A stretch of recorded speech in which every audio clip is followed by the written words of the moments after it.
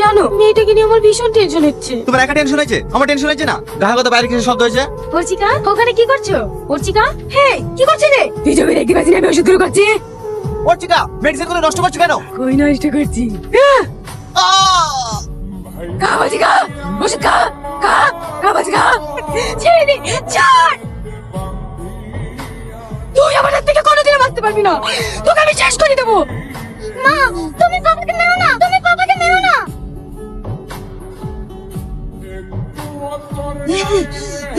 ওই আওয়াজ নিচে, কেন এই সংসার নষ্ট করতে এসেছিস? আমি এসে প্রতিশোধ নিতে। কিসের প্রতিশোধ?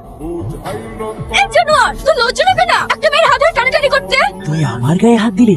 এই নিয়ে চলো কে?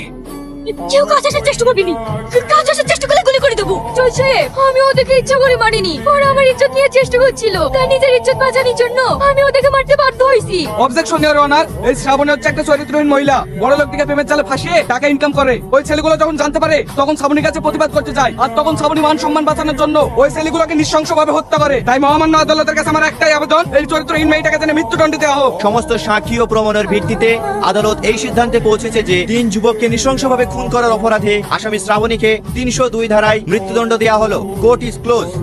তারপরে আমি সবাইকে শেষ করেছি, আমার খুনের পিছনে যারা যারা দায়ী ছিল সবাইকে খুন করেছি, শুধুই জজ সাহেব বাকি আছে। তুমি বুঝার চেষ্টা করো, এতে আমার কোনো হাত নাই। আইনের কাছে আমাদের হাত বাঁধা, আমি প্রমাণের ভিত্তিতে রায় দিয়েছি, এতে আমার কি দোষ বলো? দোষ নেই বললে হবে? এইভাবে আমার মতো বিনা অন্যায় হাজার হাজার মানুষকে সাজা ভোগ করতে হয়, আমি তোকে ছাড়বো না। এই যে বাচ্চাটা, আমি বাড়ি গেলে এতিম হয়ে যাবে। এই মেয়েটা, আমি বাড়ি গেলে বিধবা হয়ে যাবে। আমার বাবাকে ছেড়ে দেন না প্লিজ। ওরা যখন ক্ষমা চাইছে ওদেরকে ক্ষমা করে দিয়ে তুই অনেক দূরে চলে যা। ঠিক আছে, শুধু এই বাচ্চাটার মুখের দিকে তাকিয়ে তোকে ক্ষমা করে দিলাম, নইলে তোকে আমি জীবনেও ছাড়তাম না।